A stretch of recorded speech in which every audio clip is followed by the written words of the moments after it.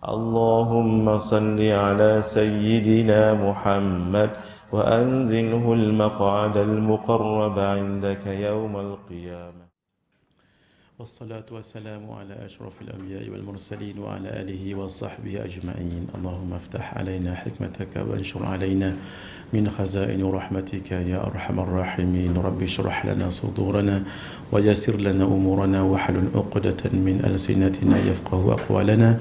ولا حول ولا قوة إلا بالله العلي العظيم. ولا حول ولا قوة إلا بالله العلي العظيم. ولا حول ولا قوة إلا بالله العلي العظيم. اللهم انفعنا بما علمتنا وعلمنا ما ينفعنا وزدنا علما ورزقنا فهما. نسألك فهم النبيين وحفظ المرسلين وإلهام الملائكة المقربين واهدنا بهداية العارفين وانشر علينا من خزائن رحمتك يا أرحم الراحمين. صلى الله على سيدنا محمد وعلى آله وصحبه أجمعين والحمد لله رب العالمين. خير ما أحييكم به تحية الإسلام وتحية الإسلام السلام. السلام عليكم ورحمة الله وبركاته. إلى حضرة النبي المصطفى رسول الله صلى الله عليه وآله وصحبه وسلم وإلى كافة الأنبياء والمرسلين وإلى جميع المسلمين والمسلمات وخصوصا إلى روح الإمام الغزالي رحمه الله وإلى روح الإمام الحبيب عبد الله بن علوي الحداد رحمه الله وإلى صاحب هذا الكتاب الحبيب محمد أمين أيدروس الحسيني حفظه الله وإلى شيخنا الشيخ أحمد فهمي زمزم البنجري الندوي المالكي شيء لله لهم الفاتحة. أعوذ بالله من الشيطان الرجيم. بسم الله الرحمن الرحيم. الحمد لله رب العالمين. إياك نعبد وإياك نستعين اهدنا الصراط المستقيم صراط الذين أنعمت عليهم غير المغضوب عليهم ولا الضالين آمين. Alhamdulillah, dapat kita berjumpa lagi. Kali ini saya tadi kuliah berhenti pukul 10.29 pukul 10.59 kerana saya nak sampai sini sebelum pukul 10.30. Bila pukul 9.59 untuk dengan niat tu memang daripada awal saya dah sebut pada para jemaah tadi tu, sebab kadang-kadang lepas kuliah ada yang hadir, saya kata hari ini tolong dulu, ada yang ada berhajat-hajat tolong bawa ke 2 minggu lagi, saya kata, kerana niat saya nak datang pukul 10.30 before. Bila keluar nak masuk kereta, ada seorang bawa ayak botol ada hajat. Jadi saya pun ambil masa sedikit. Lepas tu selesai, Alhamdulillah kami berjalan. Jalan-jalan ada road block pula 3 lori pula tu. Nah, itulah saya berusaha untuk hadir 9.10.30. Tapi itulah yang terjadi. Jam ni pukul berapa ni? Jam tu betul ke aja? Mana satu jarum panjang, jarum pendek dia? 10.43. Khair. Alhamdulillah. Mari kita sama pengajian dulu, dan di akhir pengajian nanti saya nak kongsikan satu amalan, iaitu zikir hati. Kita biasa sebut subhanallah walhamdulillah dengan lidah, itu namanya zikir lidah. Tapi belajar jugalah zikir hati supaya dia sampai ke dalam. Nanti setelah kita habis kuliah nanti, kita tutup dulu internet ni, baru saya ijazahkan tanpa berinternet. Iaitu nanti kita akan zikir kepala di bawah sebelah kiri dengan dagu dekat dengan dada, mata ditutup dan mulut ditutup. Lidah akan menongkat ke langit begini, lidah buat ke langit gini. Ketika berzikir, kita fokuskan ada satu titik dekat sebelah dada kiri, 2 jari di bawahnya gini, di sini.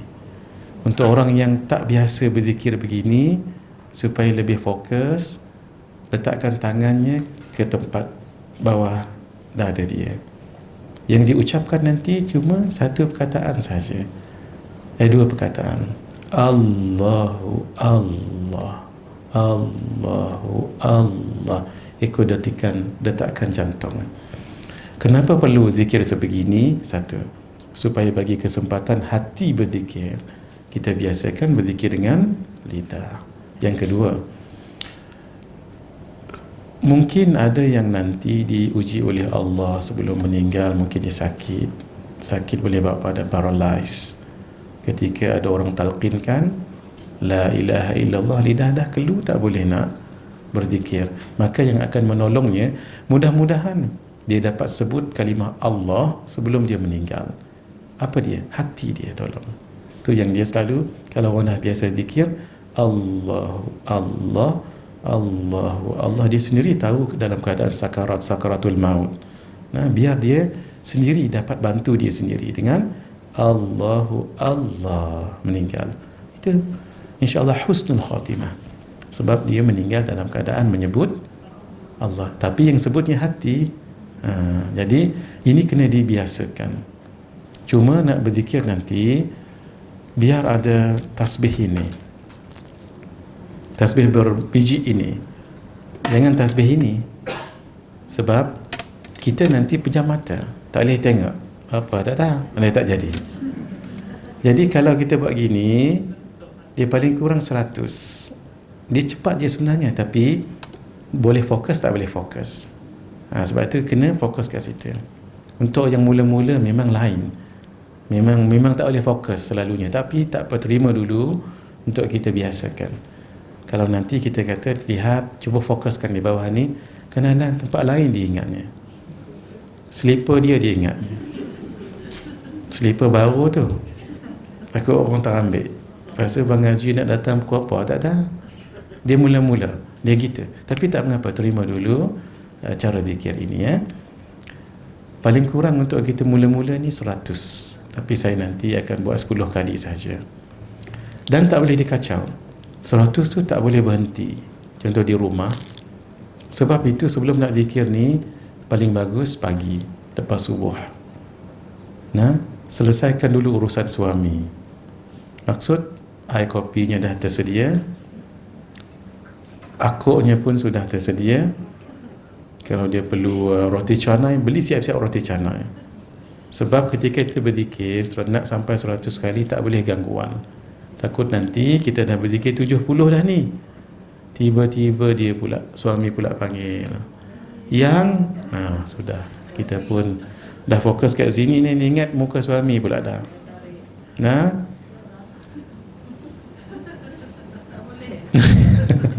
roti canai 2, kopi O kurang manis 1. Allahu Akbar. Kita pun, dia tak boleh kalau kita tengah zikir, kita pandang ke dia, sabar, dah terputus. Dia kena ulang balik 100 kali. Kena, itu kita akan buat nanti insya-Allah pukul ke berapa? 11.30. Kita tutup dulu internet nanti. Baik, bismillahirrahmanirrahim. Mari kita sambung yang daripada kita berhenti. Maksudnya daripada mula tu, tajuk mana yang belum? Muka surat, bab. Bukan bab yang terakhir tu, tak, kadang-kadang saya melompat sesuai dengan waktu dan keadaan. Kita daripada mula. Yang mula 1 sudah, 2 sudah. Adab makan cendol. Baik, berapa nombor? 10. Sudah selesai belum? Belum. Baru nak mulalah. Bismillahirrahmanirrahim.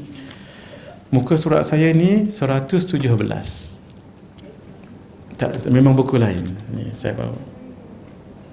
Yang ni, buku ni beliau masih umrah sekarang ini. Ustaz Ahmad Salahuddin, beliau yang providekan buku ni. Ni buku terbaru. Maksudnya adab kita juga adab, tetapi dalam buku tebal baru, cantik ni.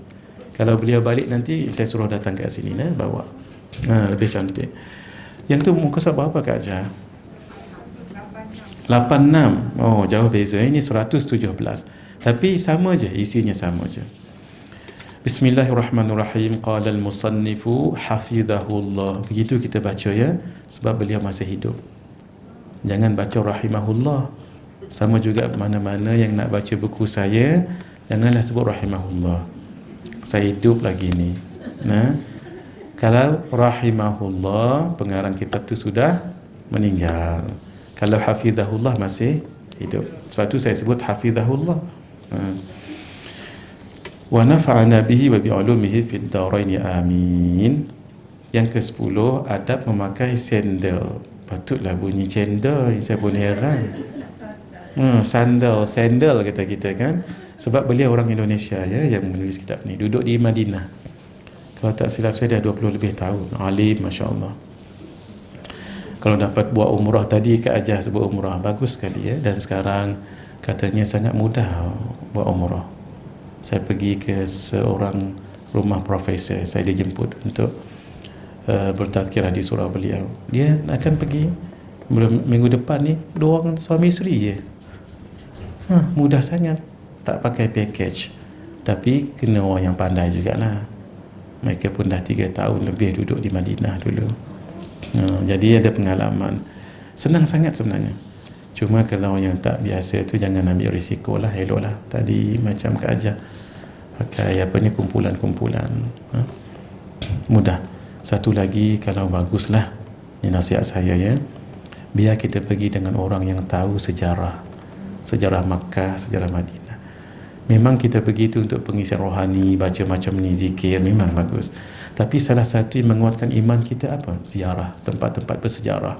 Tapi kita kena tahu, contohnya tiang ni, apa sejarah tiang Sayyidatina Aisyah, ada dalam tu. Apa tiang mukhallaqah tu? Tiang wangi. Kenapa disebut tiang wangi?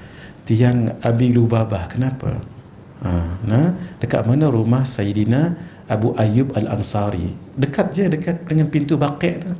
Pintu Baqi' tu, bila kita keluar kan kita akan pergi ke perkuburan Baqi'. Di Baqi' pun kena tahu juga, ada kubur-kubur yang segi 4.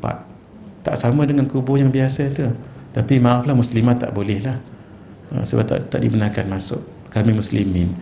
Kita lalu, ni kubur siapa ni? Ni kubur isteri-isteri Nabi. Kita bagi salam, assalamu alaika, assalamu alaiki ya ummana sayyidatina Aisyah, assalamu alaiki ya ummana sayyidatana Juwairiyah. Kita sebut satu-satu, kecuali sayyidatina Maimunah dekat tepi jalan sebelum sampai di Masjid Sayyidatina Aisyah. Kita nak masuk Al-Masjidil Haram. Dan Ummina Sayyidatina Khadijah dekat Ma'la. Baru kita sedap. Sebelah kanannya lagi, di sini adalah anak-anak Nabi 3 orang. Sayyidatina Zainab, Ruqayyah, Ummu Kalthum. 30 meter daripada sini, inilah kubur Sayyidatina Fatimah. Sebelah kanannya adalah Sayyidina Abbas bin Abdul Muttalib, pak saudara Nabi.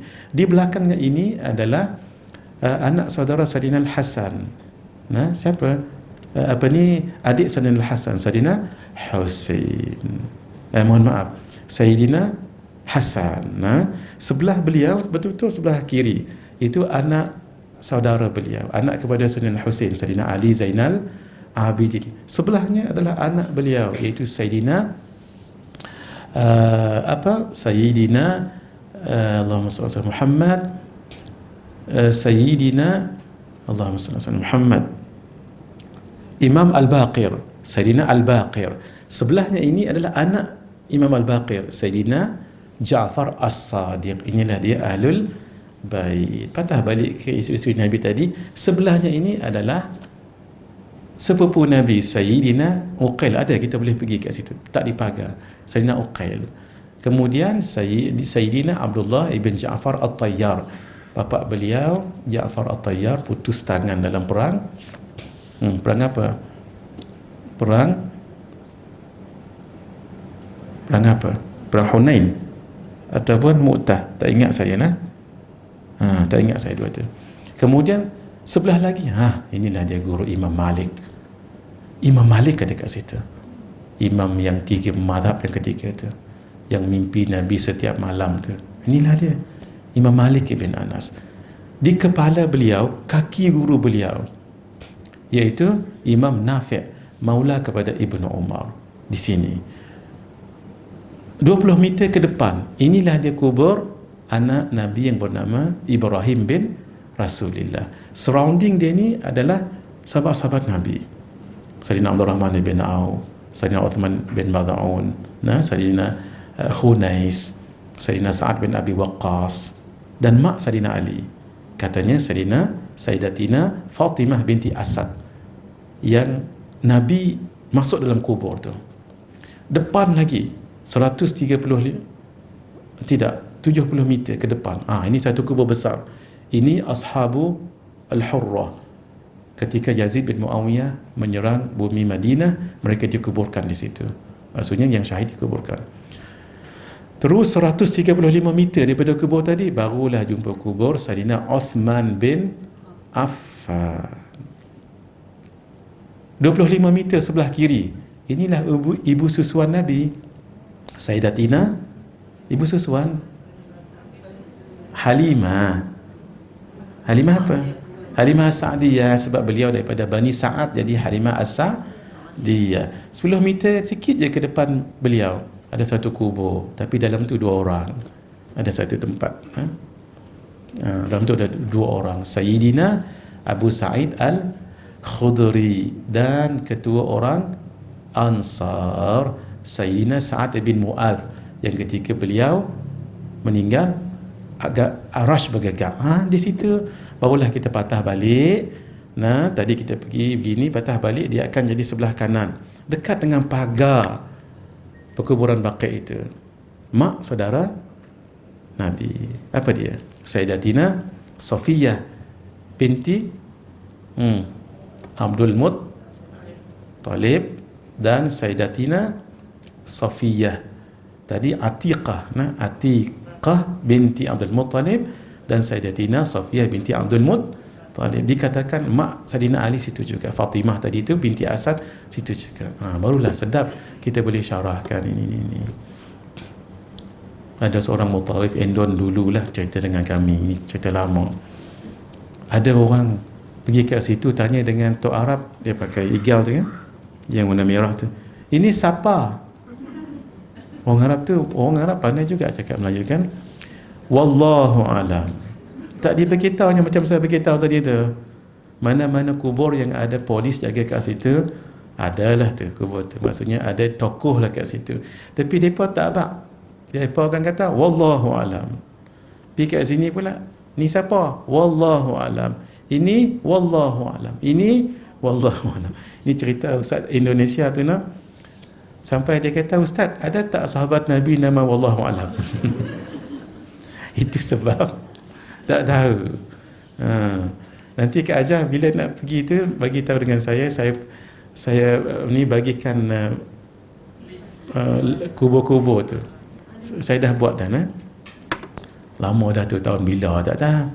Lama dah saya buat tu dah kita tahu, tapi tak boleh pergi masuk jugalah Kak Ajah sebab muslimah tak boleh masuk. Abang ngaji boleh. Saya dah buat lama, banyak tahun. Ada seorang abang ngaji jemaah kami, seorang Kelenau dekat Masjid Ampang. Seronok sangat ni cerita ni sebelum PKP lah. Ustaz, alhamdulillah saya tahu siapa yang dikuburkan di kuburan Baqi'. Seronok dia. Dia pun keluarkan handphone, dia pun keluarkan peta tu. Saya diamnya. Di sini Ustaz, ni macam saya sebut tadi lah. Di sini. Bila dia enlarge yang lain ni kan, Ustaz Muhammad Ustaz memang peta yang dia ada tu adalah peta yang saya lukis. Dia tak perasan di situ dilukis oleh Ustaz Muhadi Haji Jol 2015 ke 14 ke aja, lama sungguh. Ustaz buat dah. Segan dia dah cerita panjang ni. Saya pun gitu Abang Haji. Alhamdulillah Abang Haji dapat pergi, alhamdulillah. Saya tak habaq waktu saya punya. Lalah dah nak balik ni. Dekat mak saudara Nabi tadi situlah nama saya. Ustaz dah. Itulah ceritanya Alhamdulillah ramai yang tahu. Di antara adab-adab ketika akan memakai sandal, selipar dan melepaskannya, kenapa disebut di antara? Sebab banyak sangat. Ini antara yang boleh dikumpulkan. Memulai memakai sandal dari kaki sebelah kanan dan ketika akan melepaskannya maka mulai dari kaki kiri. Kenapa kaki kanan? Sebab Nabi suka menganan-nganankan. Tapi macam mana caranya? Ni tolong diingat. Saya suka tengok tadi kasut kat luar tu, saya suka tengok. Begitulah caranya Kak Ajah kalau masuk masjid dan surau. Seperti tersusunnya cara susunan selipar dan kasut di luar tu. Jangan menghadap dewan. Biar keluar dewan. Sama juga surau, katalah ni surau. Cara susunan kasut tadi betul. Dia jangan menghadap masuk dewan ataupun surau tapi menghadap keluar. Kenapa tu? Kita nak amal sunnah Nabi. Caranya nanti kita kan mula kaki kanan. Macam mana caranya? Kan disusun begini. Kaki kiri pijak kasut kiri. Kalau kasut tu baru jangan pijak. Pijak tepi dia, alih sikit tepi, sudah. Baru masuk kaki kanan, baru masuk kaki kiri dan melangkah kaki. That's why. Sebab tu jangan masuk dulu, nanti bila masuk kiri, masuk kanan, jalan kiri. Sebab tak masuk tadi tu, pijak dulu kalau selipar lama lah. Pijak selipar lama tu, kasut lama tu, baru masuk kaki kanan. Jangan terus berjalan. Ya betul, jadi pijak kasut kiri, maksudnya kaki kanan. Jangan terus berjalan. Takut nanti siapa punya kasut tu? Walau kasut dia sendiri kan. Jadi pijak kasut kanan atau tepinya tu, baru masuk kaki kanan, baru masuk kiri, baru langkah kanan. Itu saya suka tu, Masya Allah. Alhamdulillah bagus. Apa yang susun tadi tu, dia mengajar kita untuk mengamalkan sunnah. Amal sunnah akhir zaman besar pahala. Man ahya sunnati 'inda fasadi ummati falahu ajru syahidin. Siapa yang amalkan satu sunnah di akhir zaman, dah ramai orang tak amalkan sunnah. Amal sunnah maksudnya menganan-nganankan. Nabi suka kanan. Dulu saya pakai jam tangan sebelah kiri, sekarang sebelah kanan. Ini Syekh Nuruddin ajar kami. Dan cincin sebelah kanan dulu, kanan. Kalau nak pakai kiri pun boleh. Untuk muslimat boleh pakai cincin sebelah ni. Tapi untuk muslimin, Nabi banyak pakai kini. Dan matanya di dalam gini supaya tawaduk. Sebab kan kadang-kadang cincin ni ada mata dan ada apa tepi-tepi tu. Takut tunjuk dengan orang. Assalamualaikum, apa khabar? Ini sebenarnya kalau begini lebih tawaduk. Gitu ya. Berdasarkan sabda Rasulullah sallallahu alaihi wasallam, "Idzan ta'ala ahadukum," jika salah seorang daripada kalian akan memakai sandal, "falyabda' bil yamin," maka mulalah dengan kaki kanan. "Wa idza naza'a," dan jika akan melepaskannya, "falyabda' bis shimal," maka mulailah dengan kaki kiri. "Liyakunil yumna awwaluhuma tun'al," supaya menjadikan kaki yang sebelah kanan yang pertama dipakaikan sandal, wa akhiruhuma tunza', dan paling akhir dilepaskan. Sebab satu ikut sunnah Nabi tadi. Yang kedua, ketika kita pakai kanan tu, yang ni pun pakai kanan, jangan lupa tafa'ul. T-A-F-A'-U-L, tafa'ul. Tafa'ul ni ambil berkat. Ya Allah, kerana kami selalu menganan-nganankan, mengedepankan kanan. Ya Allah, mudah-mudahan kami menjadi golongan yang kanan. Ashabul yamin ashabul yamin. Dalam surah apa kita baca tu? Al-Waqi'ah. Begitu juga kaki kiri. Kita lepaskan kaki kiri tu ni. Ya Allah, jangan jadikan kami golongan ashabul yamin, golongan orang yang kiri. Orang kiri tu orang yang nanti rugi di hari akhirat, orang yang akan disiksa nanti. Itu namanya apa tadi? Tafa'ul. T-A-F-A'-U-L, tafa'ul. Tafa'ul. Tafa'ul tu maksudnya ambil berkat. Sama juga dengan minyak wangi. Kita pakai minyak wangi kan? Tafa'ul. Apa dia? Ya Allah, seperti mana sekarang kami pakai wangi begini, ya Allah, bagilah kami juga hidup nanti di tempat yang wangi. Kat mana tempat wangi di akhirat? Syurga 500 tahun perjalanan nak sampai dah bau wangi. Itu namanya tafa'ul. Sama juga kalau kita solat sunat witir, bagus tu. Kak ajar solat sunat witir sebelum tidur ke sebelum subuh? Sebelum tidur. Itu mengikut Sayyidina Abu Bakar. Kalau Kak ajar sebelum subuh, itu mengikut Sayyidina Umar. Nabi tanya, "Ya Abu Bakar, kenapa kamu solat witir sebelum tidur?" "Ya Rasulullah, takut-takut terlepas." Tengok berhati-hati. Sayyidina Umar, "Ya Rasulullah, I'm very certain that I will be waking up before subuh." Gitu. Ketika qiyamul lail, Sayyidina Abu Bakar, "Bismillahirrahmanirrahim. Alhamdulillahi rabbil alamin." Sayyidina Umar, "Bismillahirrahmanirrahim." Ya Abu Bakar, kenapa ketika kamu solat dan berdoa suara slow je? "Ya Rasulullah, saya meminta kepada Allah yang tidak tuli, tak perlu nak menjerit-jerit." Sayyidina Umar, kenapa? "Ya Rasulullah, saya nak kejutkan orang yang tidur." Dan saya nak syaitan lari bila dengar kita baca. Gitu. Syaitan kalau ni dengar yang begitu, dia takut. Dan jangan slow-slow baca. A'udzubillah. Baca tegas. A'udzubillahi minasyaitanirrajim. Takut dia, ya. Baik. Itu nama apa tadi? Tafa'ul. Ya Allah, seperti mana Kak Ajah tadi, ya, seperti mana saya tutupkan malam ni dengan solat witir. Witir maksudnya apa? Ganjil kan? Ya Allah, tutupkanlah juga hidupku dengan tauhid. Itu nama tafa'ul. Kita ambil barakah. Kalau masjid zaman dahulu, menara dia bukan sebarang bubur. Menara dia 5, ya. Kenapa 5? Tafa'ul, rukun Islam ada 5. Kadang-kadang tingkap mengaji, dia bukan main ni 3, ni kena 3, ni 3. Tak. Kadang-kadang tingkap 13. Kalau kira 13. Kenapa 13? Rukun solat ada. Tu nama tafa'ul. Ambil barakah mudah-mudahan. Baik. Tidak memakai sandal hanya pada satu kaki tanpa terdapatnya uzur, kecuali kaki balut dengan simen. Tu satu je, ya. Kalau tak, jangan satu. La yamshi ahadukum fi na'lin wahidah. Janganlah salah seorang daripada kalian memakai satu sandal kalau tak ada uzur. Li yuhfihima jami'an. Akan tetapi cara yang benar adalah melepaskan kedua-duanya, au liyuna'ilhuma jami'an, atau memakai sandal pada kedua-duanya. Jadi memang macam pelik.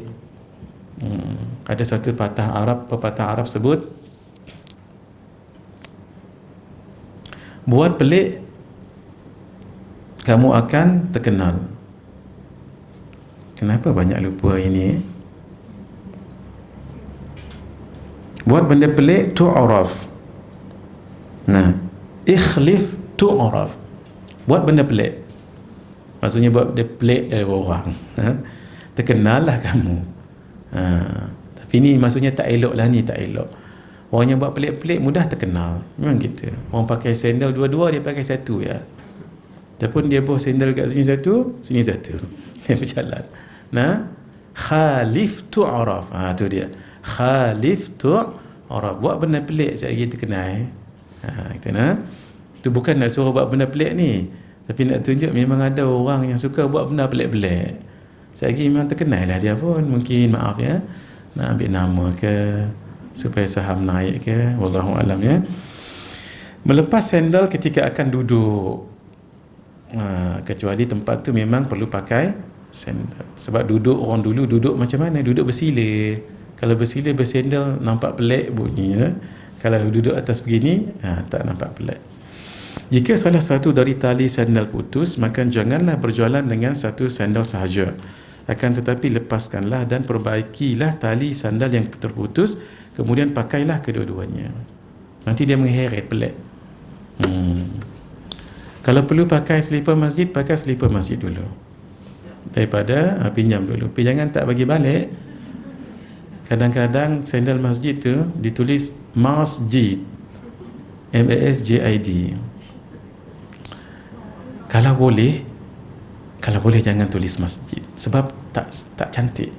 Masjid kita pun pijak, sehingga dibahaskan ulama ni, sajadah yang ada Kaabah ni, apa hukum duduk atasnya tu?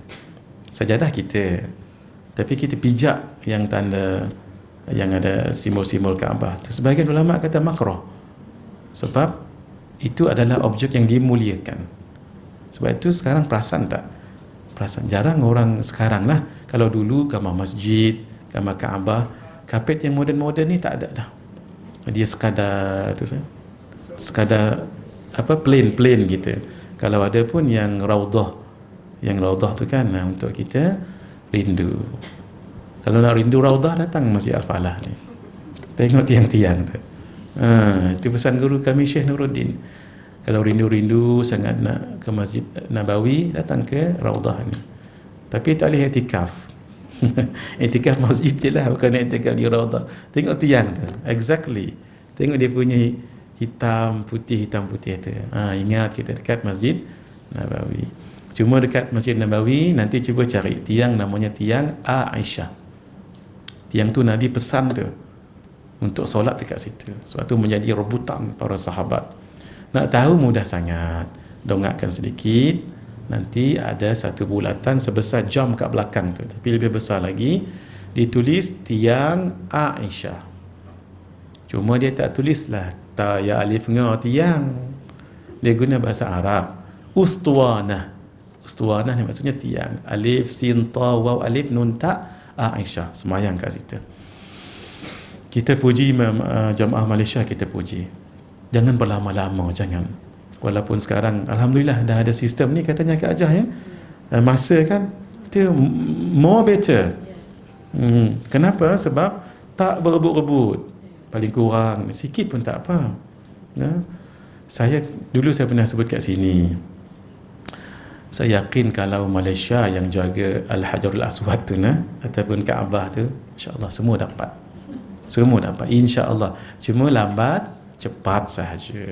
Apalah salah 2-3 orang polis berdiri kat depan tu, sila cium keluar kata kita lah, practically tak tahu lagi, tapi ini teori sahaja. Apa salah? Boleh sangat. Buktinya apa? Ini siapa yang nak pergi umrah, ini satu tips untuk dapat cium Al-Hajarul Aswad. Tapi sekarang saya tak tahu, dia bubuh kon ke aja. Tak dapat lah ya, tak mengapa. Jangan lupa istilam. Bismillahirrahmanirrahim, cium tangan kita, jangan tangan orang. Bismillahirrahmanirrahim, barulah jalan. Baca buku tu, jangan risau, baca. Kan buku dah ada. Kalau kita diketuai oleh mutawif, kita ikut je lah. Kan? Jadi petua nak cium Kaabah ya? Al-Hajarul Aswad kalau dibuka, berada di situ setengah jam sebelum masuk waktu. Setengah jam.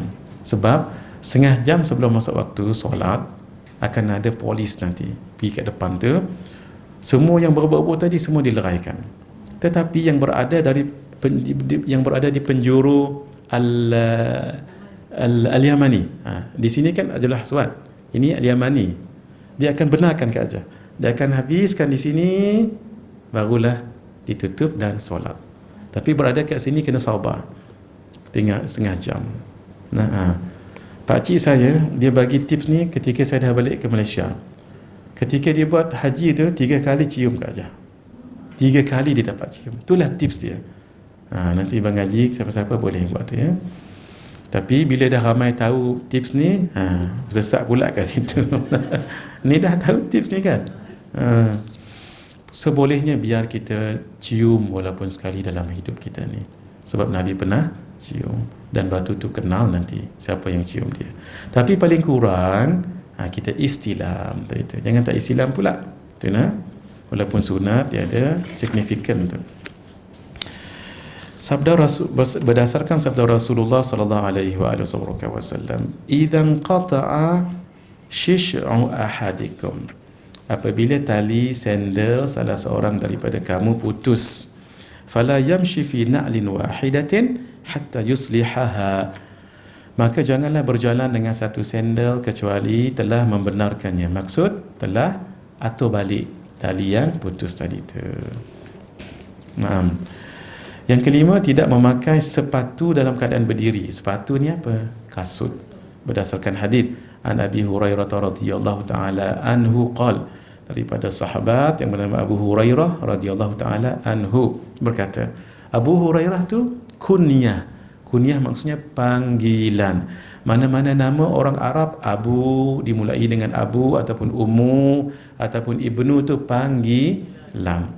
Nama sebenar beliau bukan Abu Hurairah. Abu bapa Hurairah anak-anak kucing. Kalau kucing besar tu namanya Hirratun.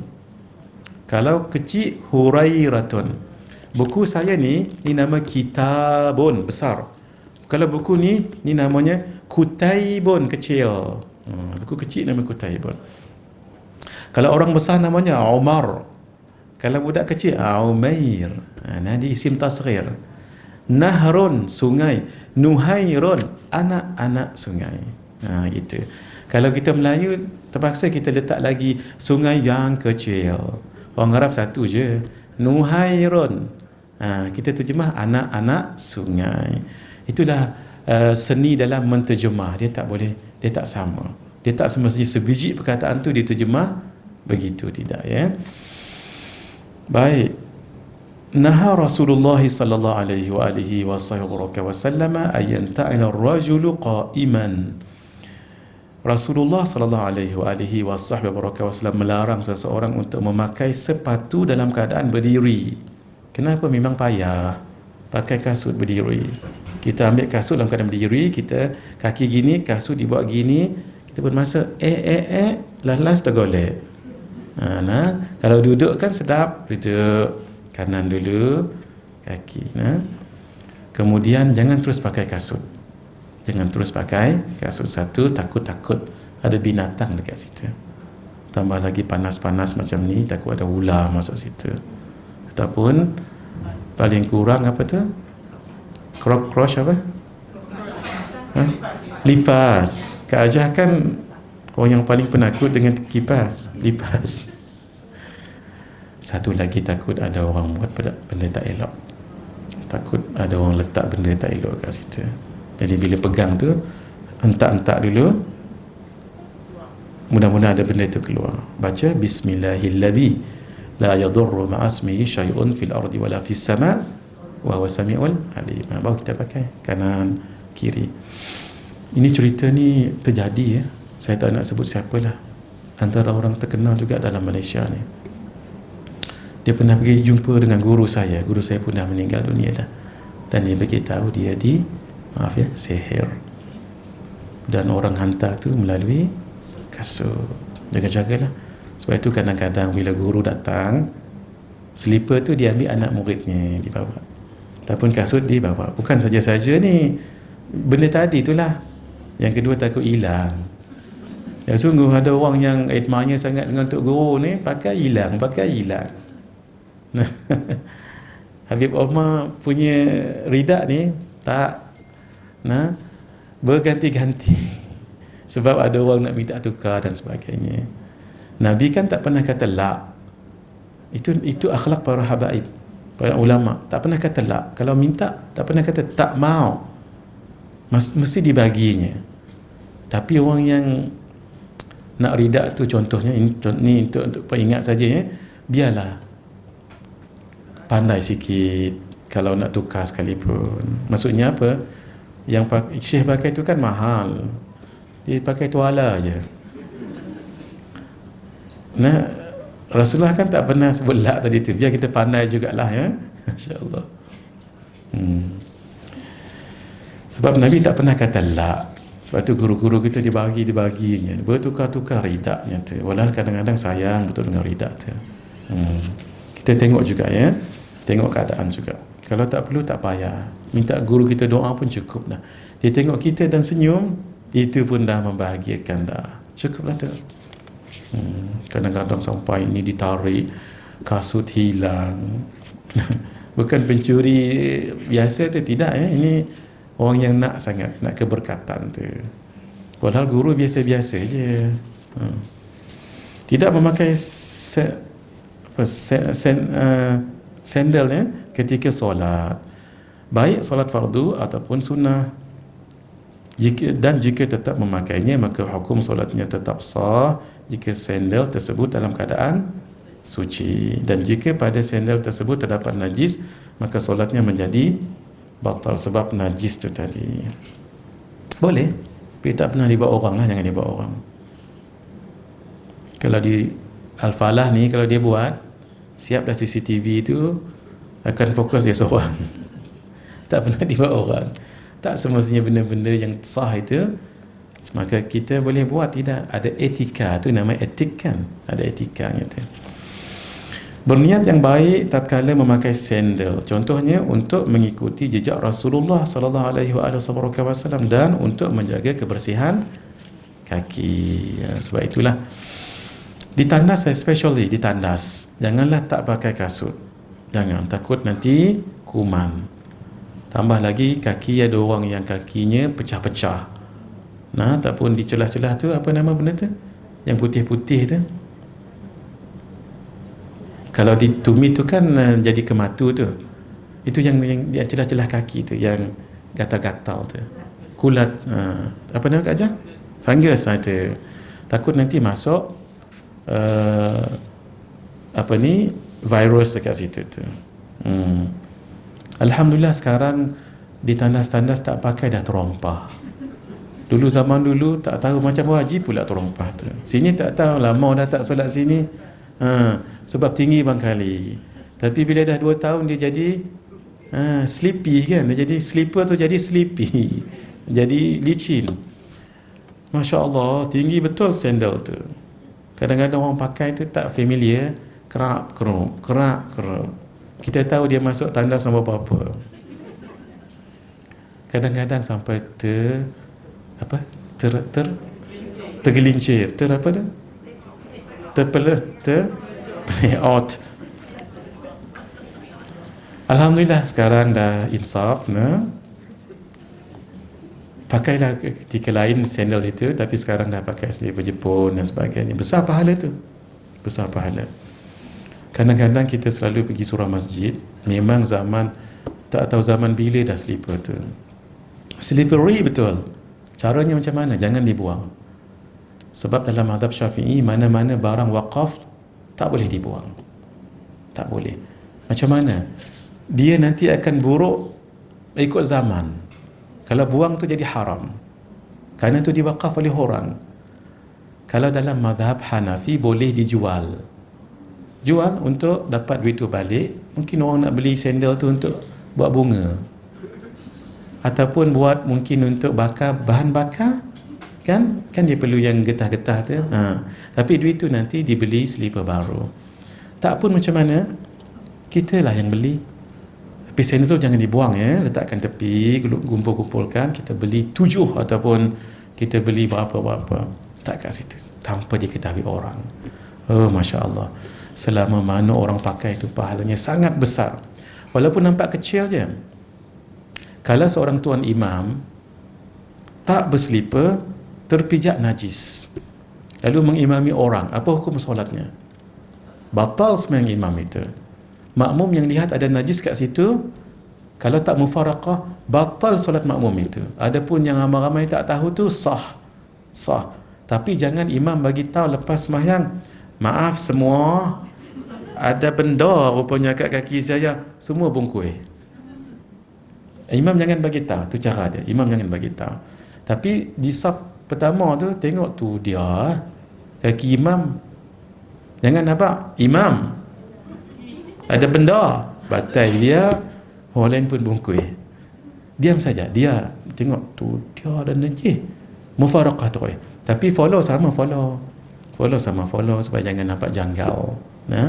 Jangan habaq kat orang ada najis kat kaki imam, batal sembahyang dia. Orang sebelah, ya kau lagi batal. Kan cerita orang masuk Islam kan. Baik, Nabi pakai sandal, kita pun pakai sandal juga. Jangan tak pakai sandal, especially waktu panas-panas macam ni tu. Kadang-kadang penyakit kan. Semalam saya tengok satu, ya Allah, ada kaki orang kena penyakit. Dalam hidup ni kita kena buat pendinding dalam hidup. Semalam saya mengajar di satu masjid. Saya tanya, lama tak nampak hamba Allah ni? Ustaz tak tahu dia sakit. Dan dia bagi gambar kaki dia dekat mak ajah tadi tu. Saya tanya, ya Allah, kalau ikut kat mak ajah tu, dia sakit biasa dan sakit tak biasa. Faham maksud saya? Sakit tak biasa. Buatan orang. Sebab itu buat pendinding ya. Tolong ingat dua pendinding ni, amal setiap hari. La ilaha illallah wahdahu la syarikalah, lahul mulku lahul hamdu yuhyi wa yumit wa huwa ala kulli syai'in. 100 kali pagi, 100 kali petang, cukup. Riwayat hadis menyebut siapa baca 100 kali pagi, Allah akan protect dia sampai ke petang. Siapa yang baca 100 kali petang, Allah akan protect dia sampai pagi. Maksudnya cover malam. Unless dia lupa baca petang, malam kena baca. Jangan lupa. Ini pendinding yang kuat ni. Nah, yang kedua, qul huwallahu ahad, baca 200 kali. Sikit je, bukan banyak sangat. Buat dua tu dulu. Di samping yang amalan-amalan tuan-tuan, al-wirdul latif, wirdul sakaran, al-ma'thurat sekalipun, jangan tinggal lah tu. Sebab rambut ni sama, rambut sama, putih kalau sama-sama putih, hati lain-lain. Satu lagi, pernah saya kongsikan amalan ni dekat sini. Ingat lagi? Siapa yang ada buat catatan? Saya pernah tulis ke ataupun bagi dengan Kak Ajah ke? PDF itu. Amalan pelindung rumah supaya dilindung oleh Allah. Sebahagian ulama kata amalan ini adalah pagar api. Kalau ada orang buat jahat tu, maka dia nampak macam api kat rumah tu. Dia baca 3 kali, selepas subuh sekali, sebelum keluar rumah, macam nak mengaji hari ni kan, sekali, dan sebelum tidur sekali. 3 kali je bacanya. Siapa yang hafaz boleh sambung saya baca ni. Cuba tengok catatan ke tempat lain, selalu tempat lain. La ilaha illallah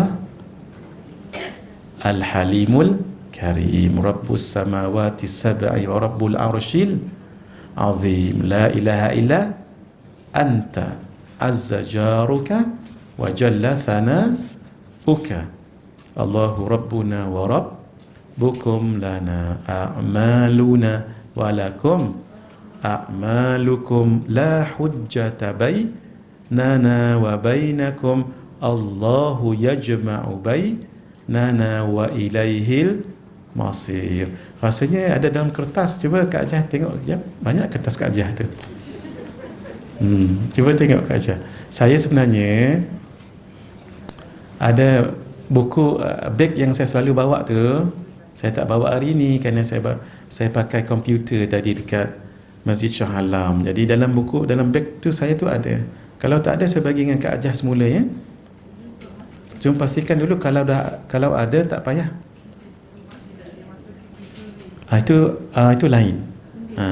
Itu yang ini pendinding, namanya pagar api Kak Ajah. Ustaz ada bagi tapi tak boleh buka. Itu resend sekali lagi. Oh, baik. Insya-Allah saya akan resend nanti, saya bagi dengan Kak Ajah. Sekarang ikut saya dulu. Ya. La ilaha illallah al-halimul karim, rabbus samawati sab'i wa rabbul arshil azim, la ilaha illa ant azza jaruk wa jalla thanauk, Allahu rabbuna wa rabbukum, lana a'maluna wa lakum a'malukum, la hujjata bainana wa bainakum, Allahu yajma'u bainana wa ilaihil masir. Itu je sekali baca. Tapi kalau di rumah, untuk pendinding rumah, baca 3 kali lah. Lepas subuh, sebelum keluar rumah, dan sebelum tidur. Ini boleh juga untuk pendinding diri daripada sihir, makhluk halus, untuk diri sendiri. Untuk diri sendiri bacaan sama, tapi tak kira waktu, tak kira tempat. Bacalah walaupun sekali. Terutama kalau pergi ke kedai ataupun restoran yang jarang dipergi orang.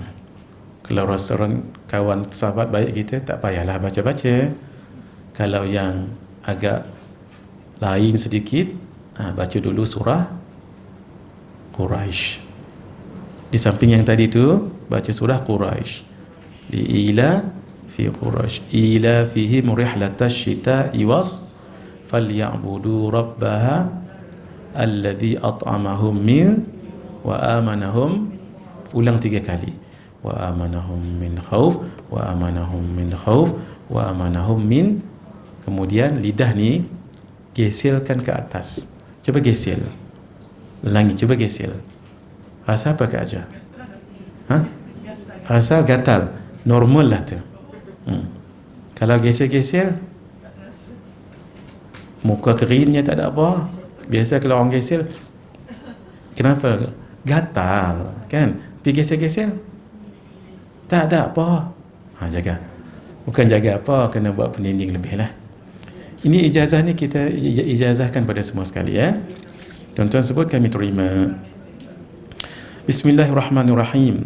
Tidak memakai sandal milik orang lain, tu dia, kecuali pemiliknya mengizinkannya. Sehari dia nak pakai apa pula, kecuali tukar sama saiz. Yang ke-9, tidak memasukkan sandal yang terkena najis ke dalam masjid, kerana hukumnya adalah haram. Tu tadi tu, jangan pakai dalam masjid. Jika akan melewati permakaman kaum muslimin, permakaman di kubur, maka dianjurkan untuk melepas sandal yang sedang dipakai. Itu pun pesan guru kami. Kalau masuk di perkuburan Baqi' ataupun Ma'la, buka. Walaupun pakai tak apa. Kenapa? Terutama sekali di Baqi' dengan Ma'la, kita tak tahu bawah tu adalah kubur. Kalau saya memang saya pesan jamaah saya Kak Aja, yang lelaki lah, buka. Berdasarkan hadis Nabi SAW, an Bashir bin al-Khasasiyah, daripada sahabat yang bernama Bashir bin Khasasiyah, anna Rasulullah sallallahu alaihi wa baraka wa sallama ra'a rajulan yamshi fi na'laini bainal qubur. Sesungguhnya Rasulullah sallallahu alaihi wa sallam melihat seorang lelaki yang sedang berjalan dengan menggunakan sandal di kubur. Faqala, maka baginda nasihat, ya sahibas sibtiyataini, wahai pemakai sandal sibtiyataini. Maafnya saya pun tak sempat nak rujuk sabtiyatain tu macam mana sandalnya tu. Yang penting slipper lah ya. Alqihima, lepaskan kedua sandalmu. Kenapa? Kita nak muliakan. Takut-takut tempat yang kita pijak tu ada kubur kat situ. Dulu kan perkuburan Baqi' dengan Ma'la bukan macam sekarang ni. Dulu dalam kitab-kitab Arab, Jawi, kitab Arab dulu dibagi tahu tu, ketika engkau memasukinya, maka di sebelah kananmu adalah kubur si fulan si fulan. Berjalanlah 3 meter ke hadapan, di sebelah kananmu kubur si fulan di si fulan. Maka naklah kamu turn right terus pergi dalam 10 meter ke hadapan, di sebelah kirimu kubur ini. Dulu, sekarang tak, semua dah di abolish dah. Sebab tu tak tahu. Sebab tu syukur ada ulama-ulama, ada orang yang dalam dadanya simpan lagi benda tu. Kalau tak nanti wallahu alam. Ni wallahu alam. Tu ya. Baik, kita dah pukul 11. Saya lanjutkan sikit lagi sebab saya datang lambat tadi. Faedah ni, mana-mana buku sebut faedah, bukan maksud apa yang kita boleh pelajari daripada pelajaran tersebut. Tidak. Faedah ni adalah macam petua-petua yang jarang kita tahu sebab tersimpan dalam dada-dada ulama, dan jarang disebut di dalam kitab-kitab kecil sebab ia tersimpan dalam kitab-kitab besar. Faedah ni lebih kurang macam apa hikmah, apa petua. Contoh saya pernah kongsikan di sini. Kalau potong kuku, seeloknya potong hari apa? Khamis petang, asar ataupun Jumaat pagi. Potongnya macam mana? Ingat lagi? Berselang-selang. Potongnya adalah begini. Dan ini juga kata sebahagian ulama ya, siapa potong begini insya-Allah rezekinya tak putus. Insya-Allah. Nah, cara potongnya ini dah sebut 8 kali ni. Sudah kan? Alhamdulillah, dah amal dah pun. Ijazah. Kita dah ijazah hari Khamis itu kan. Yang belum dapat lagi, tak dapat ijazah sebab saya tak potong kuku. Tapi buat dululah, nanti minta dengan Kak Ajah Salwa. Sebab beliau boleh ijazah. Saya dah bagi tahu dulu, silakan ijazah. Caranya ialah sama-sama tangan seperti berdoa. Ini untuk kita hafal saja. Untuk potong nanti tak payahlah ikut begini pula. Macam mana cara nak potong? Up to you. Nah, tapi cara nak ingatnya sudah begini. Turunkan tangan kanan. Tangan kiri. Sudah, mulakan jari yang paling kiri. Jadi apa? Kelingking. Selang tengah, selang ibu, selang manis, selang telunjuk. Nah, ini orang Arab kata au khasab. Mohon maaf. Au khabas. Tengok ya. Alif banyak lupa hari ni ya. Khawabis.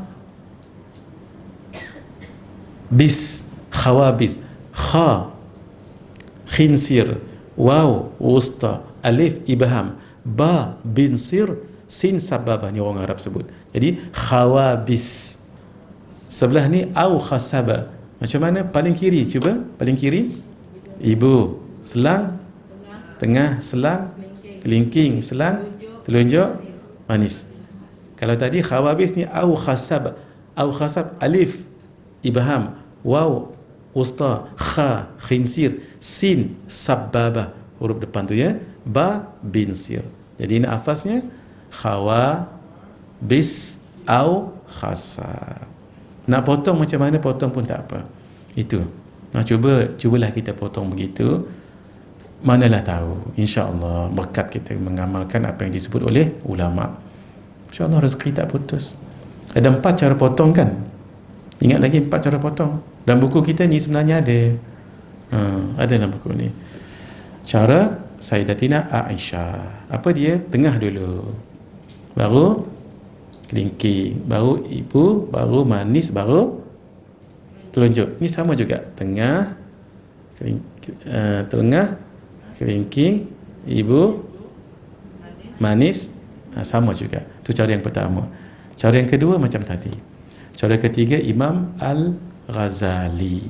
Ini paling selalu dibuat orang dah. Bermula dengan jari telunjuk sebelah kanan. Telunjuk ni accordingly. Telunjuk, tengah, manis, kelingking. Oleh kerana macam doa ni kelingking juga terus. Kelingking, manis, tengah, telunjuk. Ibu, baru ibu ni. Itu cara Imam Al-Ghazali. Cara Imam Munawawi sama dengan Imam Ghazali, tapi selesaikan kanan. Apa dia? Telunjuk, tengah, manis, kelingking, ibu, selesai. Olah yang ini. Nah, untuk jari kaki begini. Kedudukan jari kaki saya sekarang macam ni. Mulakan daripada kanan terus sampai kiri. Mudah kita. Baik. Kita baca hikmah dan kita ijazahkan zikir tadi. Bismillahirrahmanirrahim. Hikmah dianjurkan untuk melepas sendal ketika melewati pemakaman kaum muslimin, kubur orang Islam. Imam Al-Asqalani, iaitu Imam Ibn Hajar Al-Asqalani, berkata di antara hikmah dianjurkannya untuk melepas sendal ketika tatkala sedang berjalan di atas kubur adalah sebagai penghormatan untuk para mayyit. Di dalam kitab Mirqatul Mafatih dijelaskan, qala Al-Asqalani, berkatalah Al-Imam Ibn Hajar Al-Asqalani, wa yuhtamalu an yakuna al-muradu bin nahyi, dan diharapkan apa hikmah yang dimaksudkan dengan penegahan itu, ikramal mayyiti, memuliakan orang yang mati kita, ya. Yang ke-11 kita tutup.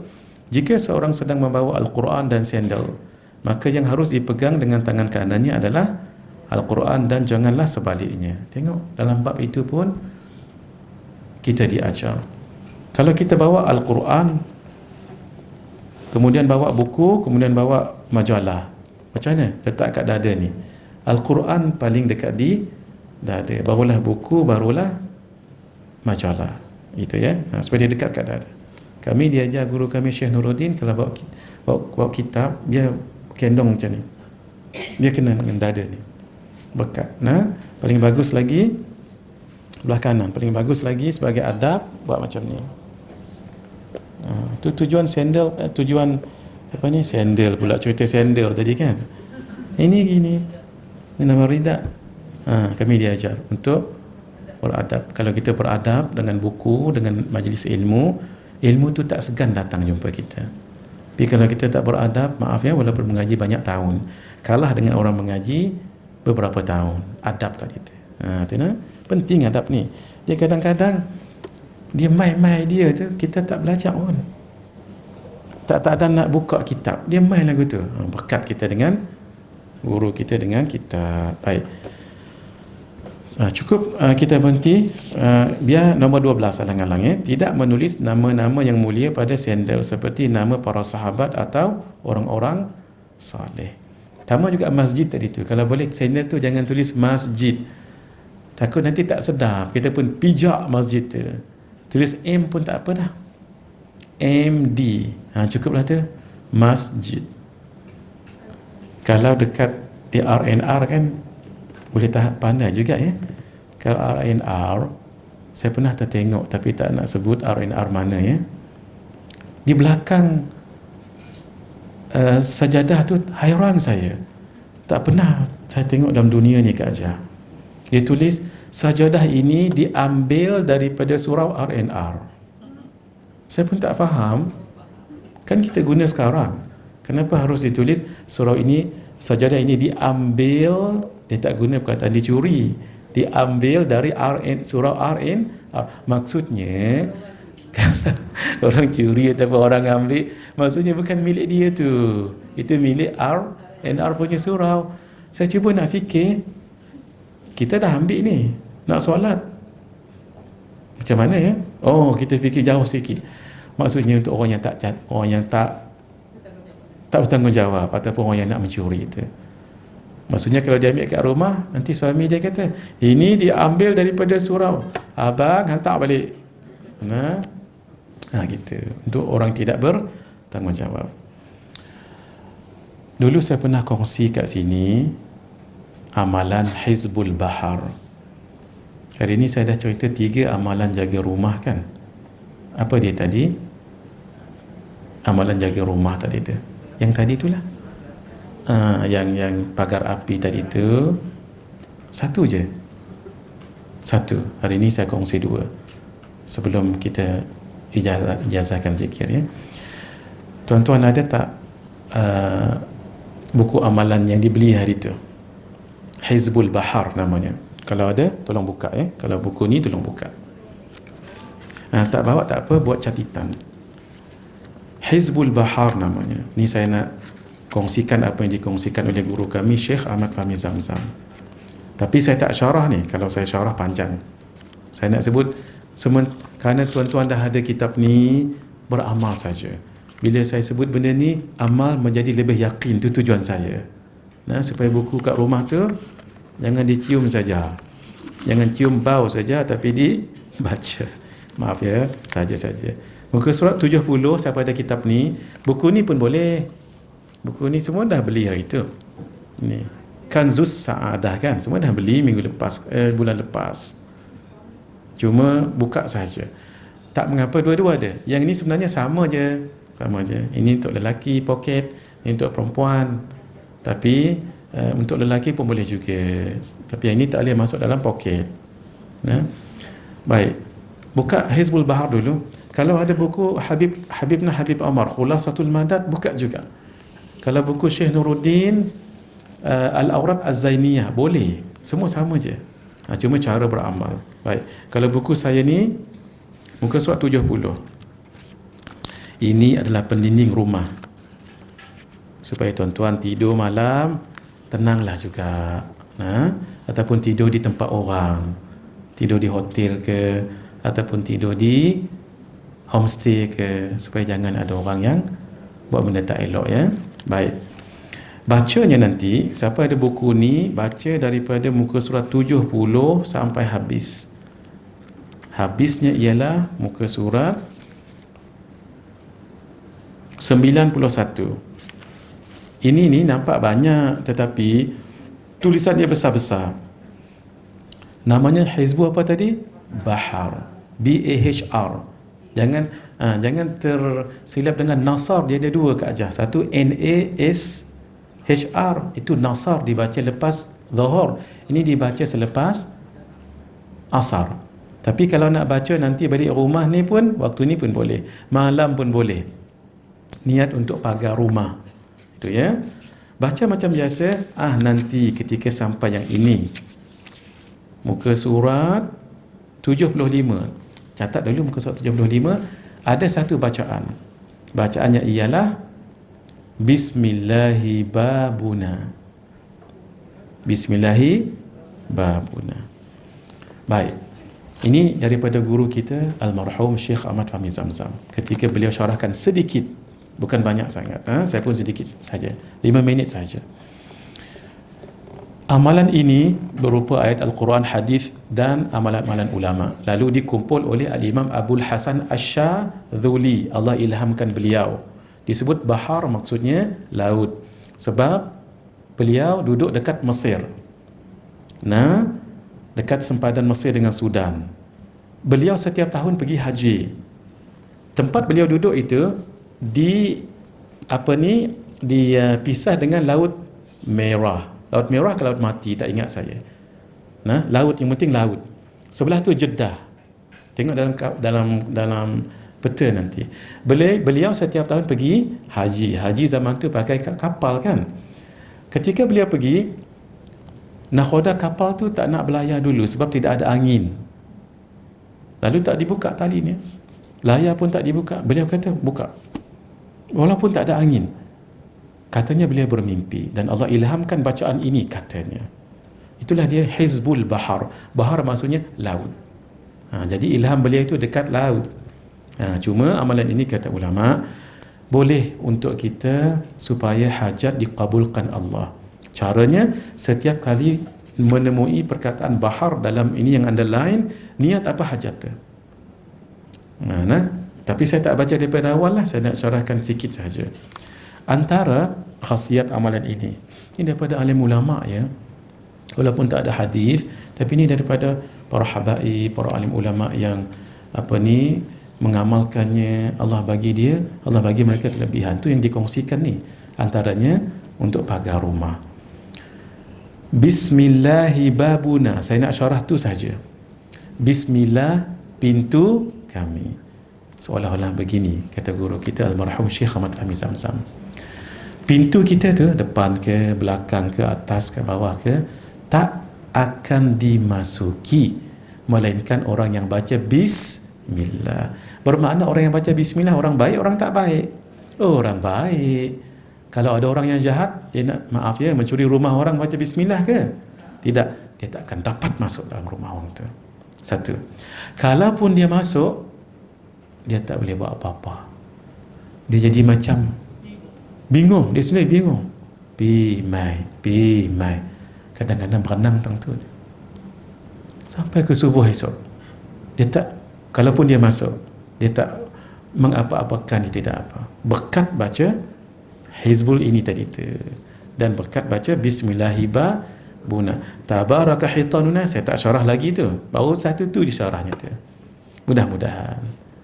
Cuma bila dah pagi esok, tengok mungkin dia duduk termenung seorang tang tu, nangis tang tu kan. Janganlah dipukul dia ya. Janganlah diapa-apakan. Bagilah dia air teh secawan.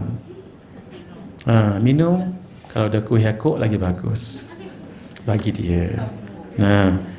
Habaq kat dia, jangan buat lagi gitu. Lepas tu bagi RM10 untuk dia tambang balik. Kesian tengok dia. Itulah khasiat sedikit yang dapat saya kongsikan. Kita tutup dulu internet, saya ambil masa 5 minit untuk kita ijazahkan amalan zikir hati.